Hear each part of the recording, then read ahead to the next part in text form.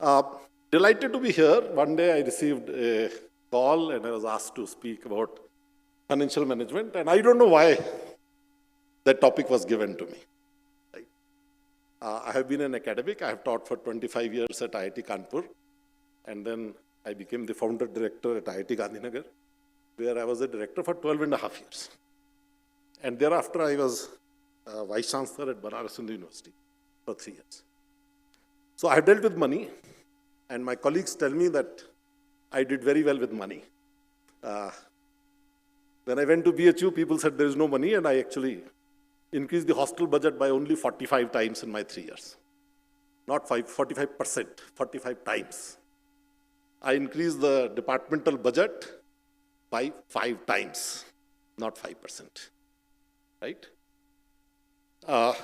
So I will like to share some thoughts. They may not, sorry? I don't know. All right. So, to me, money for an academic institution is like blood in a human body. We think our eyes are important, our legs are important. If I have a knee arthritis, I think knees are the most important. If I'm not able to read, I think eyes are most important. But really behind everything is a very important thing called blood, which is moving around the body and providing nutrition to every part of it. It's a coincidence that I'm speaking after Professor Balasubramaniam. He expressed certain anxiety about education, and I share those anxieties. And I cannot speak about money without sharing those anxieties first. To me, this beautiful building built by the British ruled us for 200 years. They needed to come here to rule us, to exploit us economically. They came here was because they wanted to exploit us economically. But today, you don't need to come to India and face the heat, the malaria, and be away from your home to exploit us. Sitting in San Francisco, sitting in Seattle, or sitting in Beijing, you should be able to access all my data, all my information. And I'm buying your laptop, your cell phone, and your iPad every 3 years. You are really, today, a knowledge-driven economy where, if you look at the top 10 companies in the world, 7 or 8 of them are knowledge-driven companies, barring the Saudi Arabian, Aramco, and the Warren Buffett's company. Perhaps most of them will be the Facebook, the Googles, the Teslas. Right? In other words, if India has to become an economic superpower or even economically remain independent, it has to fix its education. It has to fix its university. Same thing is about security. In good old days, you needed strong soldiers who could do infantry type jobs. Today, you need technologies, you need people who can handle the drones, and you need totally different type of a warfare. And finally, the Lakshmi and the Saraswati. When I decided to go into teaching profession, I was the first person in my family to go into teaching, and I was told that you will live in poverty. I was threatened that I might, by the end of my career, have a scooter, and that while my cousins will have a much better lifestyle. I didn't, of course, listen to them. The other thing that was told to me was that they will be more respected and more influential, and they will have more money. At the end of my career, I find they have more money, but I certainly am more influential, and I certainly have more respect than they do. I also find that the professor whose 2 students created Google actually became quite well. He happened to be an IIT Kanpur graduate. So today, Saraswati and Lakshmi are actually quite happy to live together. As an employer, what am I looking for? I built IIT Gandhinagar from scratch. I hired the first accounts person, the first engineer, the first administrator, the first librarian. To me, the first concern was, is this person a crook? Will he take bribes? Will he take commissions? The second thing was, does he have a positive outlook? Will he be a problem solver or will he be a problem creator? Would he be sincere? The third concern was life skills. Can he deal with the stress? Can he deal with time? I'm hiring an electrical engineer. My first concern is, will he take bribes? My second concern is, will he be having a positive mindset? My third concern is whether he can handle the stress when a professor will shout at him in the middle of the night. And the last was whether he knows some electrical engineering. It was the last, not the first. And I say this with great pride that I did very well with recruitment, but that was my litmus test for recruiting. If that is how I was recruiting, I assume that many good companies, many good organizations are looking for these traits. And if that is so, then values, attitude, and life skills should be something that a college should be interested in inculcating in its students. Those cannot be left to the society, to the family, and to the individual. To me, the education is not about learning physics, is not about learning electrical engineering or history. It is about enabling a sense of purpose in life. It is about having a motivation to achieve that purpose. And finally, it is about having the tools and capabilities to achieve that motivation, to achieve those goals. We are talking about life. We are talking about preparing a student for life. Where does the physics or the history or the electrical engineering fit in? It fits in the third bullet, capabilities, not in the first one. And as a teacher, that is what is my responsibility. Let me share with you, as a teacher of IIT Kanpur, where I joined at the age of 25, very soon I became a popular teacher. Students came to me and they said, you taught steel design extremely well, you taught earthquake design very well, you gave very good example to explain to us how the resonance happens in vibrations, and so on and so forth. When that very student came to me 20 years after he became an IAS officer, he never told me that you taught me good concrete design. When the same person became a very prominent structural engineer, he didn't come to me and tell me that you taught me good earthquake design. He said, at the tea shop, you said this, that changed my thinking. I came to your house and you said this, and that is what happened. One day in the class, you did this, and that got me thinking. Ladies and gentlemen, I dare to say that might be the case with most of us. We think too much about the subject that we teach. To me, teaching subject is only a means of going back to the previous thing, the motivation, the purpose, and the activities. A few minutes back, I was amused. One of my colleagues asked the question to Dr. Balasubramaniam that how come the traditional teaching methods have brought some very eminent people? All of us sitting in this room were perhaps taught in the same way that we are today criticizing in today's time. The fact is that a few students will always succeed regardless of what we do. They will succeed despite us, not because of us, in any university. We should not take any credit if a few of our students succeed. If we create good college, a good ecosystem, like typical IIT, some students will succeed. But if what Professor Balasubramaniam is saying, if we do that, not some, but many students will succeed. And that is what is the challenge here. Can we create many, many more students to succeed compared to a few students to succeed? And there is a little bit English nuance of these words, a few, some, many, and most. The challenge before us is how do we make sure that more and more of our students do well? What do a good university need? Good university needs three things. It needs good talent. And the talent, by that, I don't mean only teacher. I mean staff. I mean sweeper who is cleaning the floor or who is washing the utensils in the hostel mess.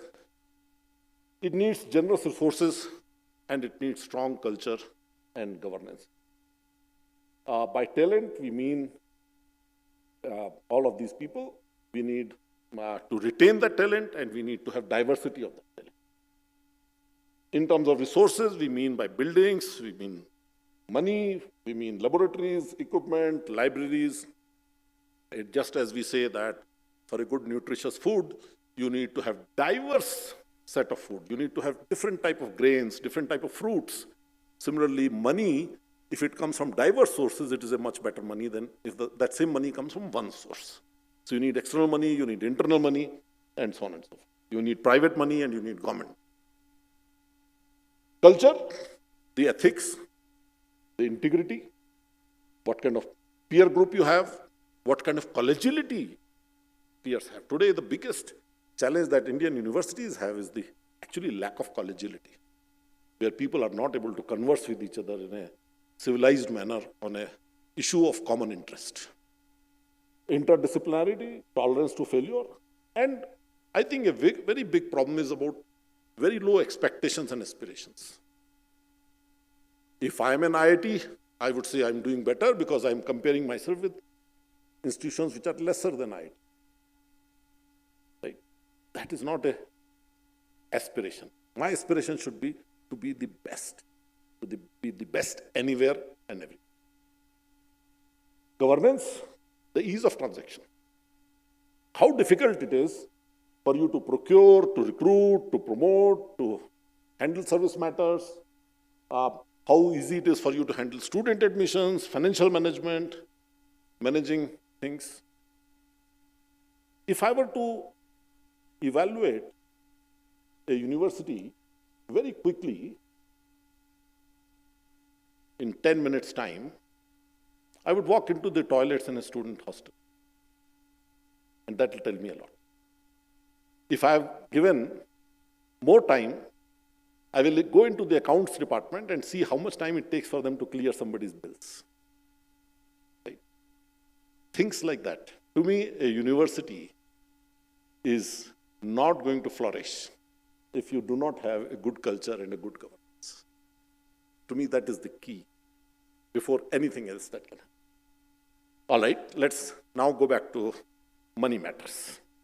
As I said, money is like blood in human body. Excellence needs money, but money cannot buy excellence. Don't dump money and say, we gave you so much money, now you become an MIT. No, you would never be able to become an MIT, right? Because you only give money. You need to also give talent, you also need to give culture, the governance, and the whole thing. Saraswati likes authenticity, integrity, and trust. Goddess Saraswati is very particular. Doesn't want to stay if you are saying something and you're meaning something else. We must mean what we say and we must say what we mean. That is integrity. And if I translate that in a university context, we must have lenient rules but strict enforcement. Unfortunately, whether it is our university rules or it is our civil laws, we are very fond of writing very strict rules, very strict laws, but we are very poor in implementation of this, enforcement of this. Integrity, not just integrity in financial matters, but in a university context, the intellectual matters. Do I make a good recommendation when somebody calls me and says, we are considering such and such person to be a vice-chancellor? Do you think this person is good? Well, 90% of us will say, yeah, he's good. Knowing fully well that this guy is bad. If I have to sit in a committee and I have to evaluate a proposal, I'll say, this proposal is from somebody who is a student of somebody who is a good friend of mine. So let's give him. To me, that is all intellectual dishonesty, and you are not doing justice to your profession as a professor, as an academic, when you don't display your intellectual integrity. Integrity is the big elephant in the room in Indian academia today.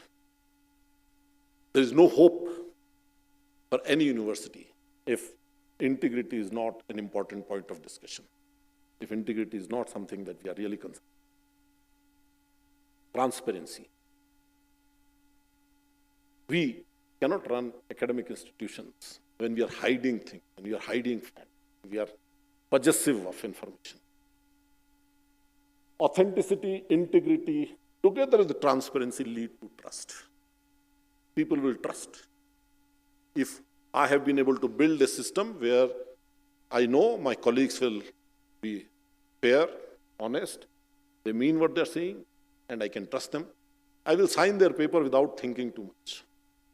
But if I doubt their integrity, if I doubt their authenticity, I will take that file home, I will study, I might ask it to another colleague to read it, and in the process that file will get delayed by a month, 2 months. So if you can have trust, you can have transaction. And during my administrative years, the way it worked was that when I looked at the paper, I didn't look at the paper, I looked at the person behind it. And if that person behind the paper is somebody who is authentic, who is trustworthy, who is honest, I may not even read the paper. And I would sign that paper. But if somebody is of questionable integrity or questionable authenticity, I would really do due diligence very, very carefully. Integrity and good governance are essential to prosperity in any good university. You can't dump money and have prosperity. Prosperity is different from having money. It is like there is a difference between being a rich person and being a wealthy person. Yeah? Similarly, having a lot of money and having prosperity, these are two different things. Saraswati will stay only if we respect it. If I don't respect money, money will not stay with me. And one of the big problems that I see today in Indian academia is wastages. Huge wastage. I'm willing to walk into any university which is 50-year-old, 40-year-old, and I can almost guarantee that I will find laboratories that are locked for 10 years. I might not be surprised to find a few vehicles that have not been used for the last 5 years and have not been auctioned. We need to make sure that we are respectful of Saraswati by not having wastages. I have had the opportunity to see that there is a unit which is dysfunctional, but there are 3 daily wagers who are working for that unit, dysfunctional. And when I asked them, what are these 3 people doing? There were no good answers. So space utilization, all right, financial resources. There are several types of monies that a university can get, the government money, the sponsored projects, the internal income, the donations. I'll just quickly go through a few slides on those. Typically, government grants are for salary, pension, recurring capital. They must follow the government mandate. What I found was that if the government bureaucrat trusts you, you will get it. The time comes in the February or March when you get a call and saying, we have some money, will you be able to use it? And that call comes to those people that the bureaucrats feel that money will not be wasted, where you will not be throwing money down the drain just to be able to use it by 31st March. So that is the good governance will lead you to more money. Of course, you have to do timely submission of documents, and you have to ensure that you are not allowing your colleagues to spend money before 31st March. Because 2 things happen. They buy something that was not needed, but more importantly, that ruins the culture of the organization. That ruins the mindset of them. They start to think this is Sarkari money. The sponsored project, of course, is very, very precious. It enables scholarly work, and typical university professor who doesn't have enough government grants, she is also able to use the sponsored project money for running routine daily operations of his or her office for various purposes, whether it is stationery, whether it is travel, things like that. So it is very, very precious. But it depends on 2 things. It depends on faculty quality and initiative, but also it depends on institutional culture of managing the projects. Because if institution is creating harassment in using that project, if there are people who are sitting on the bills and things like that, the faculty gets discouraged. And the organization which is sponsoring the project, they will say, oh, these guys will not be able to handle the project. They will not be able to give the utilization. Internal income, there are numerous sources of internal income, whether tuition fee, the other fee, the rental income, the guest house income, the interest income on investments, use of equipment, facilities. And this provides the maximum flexibility. The way our Indian academia has been designed, we are not government servants and we are not government departments. I'm talking about publicly funded institutions. We are autonomous institutions where government gives grant in aid. What that means is that all your internal income is actually your income. Your board of governors, your executive council, whatever that body is, can decide how to spend them. Technically, bureaucrat has no business to tell us how. Now that money therefore becomes extremely precious. And that is where I think there's a lot of scope. And that is what, when I said a few minutes back that I was able to increase the hostel budget by 45%, 45 times. That is where I will, maybe towards the end of it, I will tell you how that happened. You need to worry about collections. Are you collecting the money that is due to you? A simple exercise I would suggest in any publicly funded institution to do. How many students you have? How much fee they are supposed to pay? Make an Excel sheet, calculate, and see how much money that came. And you will be very surprised that your accounts people have never been doing. I found huge number of students who are not paying fees and nobody knows about it, right? Same thing with the rental incomes. You have a State Bank of India branch, Punjab National Bank of India branch. Just look at how much rent you are charging to, right? Any university vice-chancellor who says, I have really shortage of money, I say, okay, tell me what is the rent you are charging to your bank. Because I find that lots of our universities are really subsidizing these very rich banks. Why should I subsidize the bank? Why should I charge them peanuts when they are not giving me any discount on it, right? Same thing with our shops, with our other things. Timely collection. Huge outstandings, right? Investments. Another very important thing is to see how much of your money is sitting in current accounts. It is very surprising to see that on one side we say we have no money to give to a student as a scholarship for a poor student, or we have no money to give to our faculty member to travel to attend a conference in Bangalore. But crores of monies are sitting in current accounts. I happen to be chairman of a board of an institution where we authorize the institution to take some overdraft if they have a cash flow problem. And I went for a meeting and they said they have a overdraft of 5 crore rupees current. I said, all right, how much money you have in your various banks? They didn't know it. I said, please go and bring me a list of all your bank accounts and how much money you have. Turned out that all their bank accounts had 5 crore rupees sitting in their saving account, in their current account, and they were taking loan of 5 crore rupees. Right? This is the state of affairs of our university's money. And then we say we are really poor, we don't have enough. We need to have very clear effort to optimize investments of our money. Typically, the government says that the interest that you have earned on our money belongs to us. Therefore, it is a smart thing to not mix government money investment with the other money investment. So that the government money investment you can give back to the government, but your internal revenue money, you can keep that interest with yourself. And for that, you need a well-documented, well-drafted investment committee. You need an investment policy and investment committee. Donations. Donations are extremely precious. We talk very fondly, sometimes with romantic ideas. We think, alumni should give money because look at Harvard, they get so much. Or look at such and such. I will give a few minutes to donations because I think that is a very important area that Indian academia has not paid enough attention to. To me, donations not only bring money, but their money comes primarily for exchange. Typically, donors are not willing to give you money for paying your electricity bill or paying salaries. They are willing to pay money to do something that you are not able to do, that others are not doing, that is exciting. Therefore, donation money will not only bring excellence, it also brings accountability because somebody has given you money, they are going to ask you what you did with my money. If somebody gave you money to make a building, same building, if you had built by government money, the government will say whether you did the right tenders, whether there was any hanky-panky in tendering process. But whether the auditorium was ever used, I doubt if government bureaucrats will ever ask you that question. But if a donor had given money from his family funds, they will ask, we gave you money to make this auditorium, how often? So you bring better accountability. To get money, you need good governance again.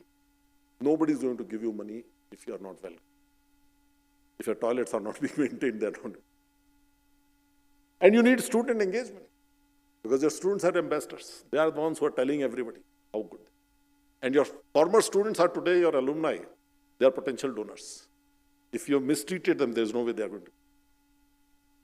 So donations also become a very interesting thermometer for me to check how well my university is doing with it. Let's go a little bit more into it. As I said, the donations bring flexibility. They bring independence in decision making. They bring more accountability. But another thing, once a donor is engaged with the university, they have given you some money, they also start to think about you. They might bring you some opportunities. They might bring you some connections. They might say, aha, I'm associated with this university and here is an opportunity. Can the students of this university be also given these internships for you? Fundraising is a science and an art. Way back, about 20 years back, I was asked to become Dean for Alumni Relations at IIT Kanpur, and that is when I did my fundraising 101 course by going to 4 American universities, fundraising offices, and I said, give me 101 course, I need to learn what it is. And what I discovered was there is a whole methodology. There is a professional society called CASE, C-A-S-E, of professionals who are raising money for you. They run a journal. You can read articles. They publish books. I spent almost $1,000 20 years back to buy their books on how to raise money. Right? So it is a whole lot of subject. And we need to learn. It will not happen automatically. It is a lot of subject. Basically, the 4 fundraising offices I went to in America, each one of them on a piece of white paper drew this pyramid. They said, this is the fundamental of fundraising. The bottom of the pyramid is alumni relations, the engagement, the association, the relationship, the affection on which you have to spend money. You are not going to get money in that. You will do reunions. You will go and meet them. You will invite them. On second layer is alumni fund, where annually they will give you 5 rupees, 5,000 rupees, 5 lakh rupees. And finally on top is the major gift. And they said, universities can become very impatient. They may say, oh, give me the big donor, the top. It doesn't work. You have to have the first 2 layers. You have to build relationships. Fundraising is nothing but friends raising. You have to raise friends. You need to be an outward-looking university. You need to see beyond your. You need to get out of the day-to-day crisis management of students, teachers, bickering, unpleasant things happening in the university. You have to look out. Who is the donor? Anybody is a donor. Everybody is a donor. Because we never said donor means somebody who can give so many rupees. Even 5 rupee donation is good enough. 5,000 rupees donation, anybody should be able to give. So anybody and everybody is a donor. Donor is not some special species coming from the Mars. And my rule is that if I want to ask money, I have to first write my own check. When I went to IIT Gandhinagar and I wanted to raise money for IIT Gandhinagar, I first wrote my own check before I could go to ask it. When I went to Banaras Hindu University, in order to start asking money, I wrote my own check before I can ask anything. Why does somebody donate? Because it feels good to be part of something interesting, something exciting. You are doing something exciting. I want to be part of that. And one way to be part of that is to give you some contribution so that now you will keep me informed, you will keep me engaged, and I might even make you suggestions. It may also be to express gratitude towards parents and teachers. When I went to Banaras Hindu University, a professor of an IIT walked up to me and he said, look, I want to honor my father, I want to honor my mother by giving a scholarship to BHU. Will you take money from me? The language was, will you take money from me? I said, of course. He said, no. In the past, I've come to BHU and they were sending me in circles, I went to one assistant registrar, one deputy registrar, they gave me all kinds of. stories, but I could never give money. He has an emotional need to do something to honor his parents, and he's willing to give money. Sometimes people write check because they want to express gratitude to the college that gave them the win. And finally, indeed, some people like recognition. They want their name on the building. They want their name on the auditorium.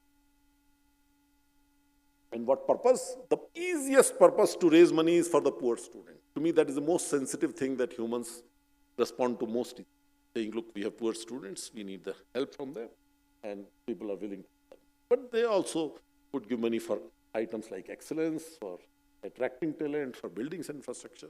Very rarely people are willing to give you money if you say, I don't have money, I don't know how to pay my bills. I don't know how to pay electricity bill. Nobody will. I'll show you this slide of my 3 years at IIT Kanpur fundraising office. We were able to, in 3 years, raise from 142. First year, we had 142 alumni. By the time, in 2 years, we were able to increase it to 622. I don't have the number after that. Fundraising is not a one-time thing. It's a sustained thing. It takes long. It takes years to build. If you start today, you will see the results after a few years. You need continuity. I'll show you the slide here for the money that we raised at IIT Gandhinagar. Here I have data up to last year. When we started, we were raising like 40 lakh rupees a year. These red lines. We then went to about 3.5 crore rupees a year. Then we went to about 12 crore rupees per year. And now they are at about 19 or 20 crore rupees per year. If you keep doing it right, this graph shows that you've gone from 40 lakh rupees a year to 20 crore rupees a year. That's like 50 times. And by the way, IIT Gandhinagar doesn't have rich alumni. They are young kids. They give money. They give 2,000 rupees. They give 1,000 rupees. So in about 150 crore rupees that IIT Gandhinagar has raised over the years, hardly 2% might be alumni contribution. Right? Rest of it is all well-wishers contributions who have never studied in IIT Gandhinagar. That is the power of good governance. That is the power of doing exciting things. So, to my mind, that is a very, very important resource that Indian academia has to raise not only for money, but also to become. I will conclude by making a couple of remarks here. We must learn annual accounts. I've seen vice-chancellors who would sign the annual accounts without understanding it. Right? They say, I'm not an accounts person. My accounts people have seen it, a chartered accountant has seen it, and I'm signing. To me, you cannot leverage money if you do not understand it. To me, annual accounts are like CT scan of a human body. I challenge, give me annual accounts of 3 institutions and give me a few hours. I will come back to you and I will give you, like a doctor, I will tell you so many things about those 3 universities that I may not know enough about. Annual accounts will tell you so much. Read them carefully, understand them, and after a while, you will become good in interpreting. When I went to BHU, that is what I did. I took 7 weeks to join BHU. I did a lot of preparation, a lot of reading, including their annual accounts. And I knew a lot of money was sitting somewhere. I could read annual accounts and I could see that there's a lot of money that is not, and I could use that money. I could see that there are a lot of collections that we are not making. I could make those collections. I could see that we were not charging the banks enough rent and we could charge them more rent, and so on and so forth, right? We could improve our investments, we could improve our collections, and we could use the monies that were available to us. Finally, as a Vice-Chancellor, you will get an upper hand with respect to your own bureaucracy, your own finance officer, your own registrar, because they will fool you. They will tell you, "Sab nahi ho sakta, there is no money." But if you have read the balance sheet, you will say, "No, you can do it." That is where the money is sitting.